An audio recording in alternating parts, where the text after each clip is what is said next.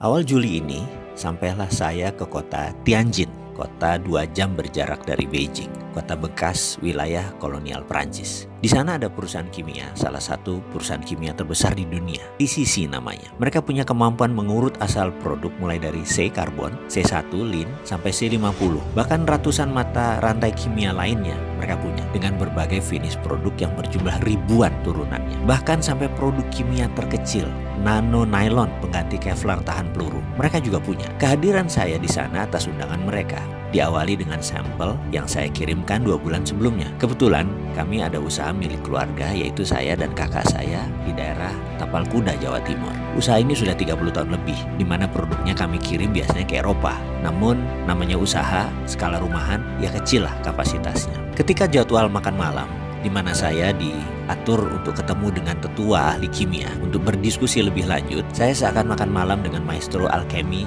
sesepuh seumuran Merlin kali. Merlin itu alkemis gurunya King Arthur zaman dulu. Bahasa Inggris mereka sempurna, walau mereka bertiga usianya sudah di atas 84 tahun. Pendidikan mereka didapat di kampus kenamaan di Amerika dan Eropa. Mereka tamatan MIT dulunya, way back then, sewaktu mereka ambil program doktor. Salah satu di antara mereka mulai membuka pembicaraan dengan pertanyaan, how can you mix the precious metal with common metal, becoming alloy like this? Katanya sambil menunjukkan sampel yang saya kirim. Ini alasan mereka kayaknya ingin ketemu saya dan ingin berdiskusi serius. Mereka melanjutkan, usually what common technique, what we are using, nggak bisa katanya mixing the same metal dengan precious. Yang ada adalah precious dengan precious. Jadi pertanyaan dia selanjutnya, how can you put Ne atau bagaimana kamu bisa menaruh nikel digabungkan dengan lithium atau Ni with Li together? Bisa nggak? Saya paham maksud mereka. Memang dunia metalurgi itu unik. Sedikit orang yang memahami sifat metal, bahkan bisa paham tabiat metal, hanya sedikit sekali. Berhubung ilmu ini adalah ilmu keluarga, saya bisa menerangkan sedikit-sedikit. Jadi mereka bertiga menangkap hal yang aneh dari sampel yang kami kirim. Tapi sebelum saya menjelaskan, saya ingin sudutkan informasi mereka agar tepat. Saya tanya balik, what metal do you need? I will answer, what do you need? Not what you want to know. Is it okay with you? Jadi saya akan menjawab apa yang mereka butuhkan, bukan apa yang mereka ingin tahu. Jawaban mereka singkat, Li, lithium. Itu jawabannya. Saya tanya balik, untuk apa mereka perlu lithium? Power bank katanya. Saya tanya balik, ini power bank untuk handphone, mobil? Dan dia jawab, enggak, no, this is for house, for drone and building.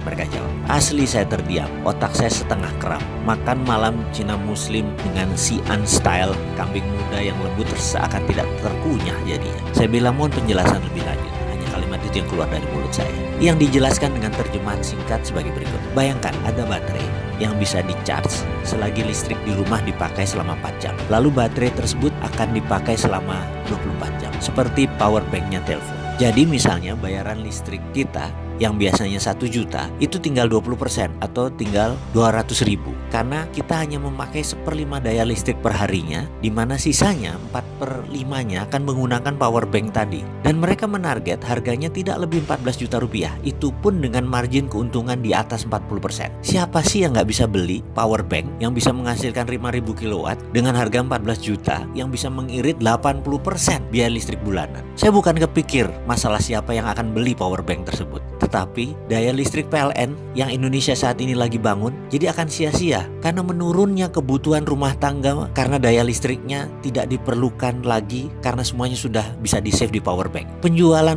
listrik PLN akan terdistrap, pembangunan pembangkit listrik baru menjadi tidak urgent lagi, tidak penting lagi. Di ujung saya lagi melamun itu seorang alkemis yang cukup tua umurnya tadi, satu orang memiringkan badannya ke saya. Dan dia berkata, tahu nggak, nikel lateral itu di dunia yang paling banyak cadangannya itu ada di Indonesia. Saya mau tanya, pemerintah Indonesia tahu kan?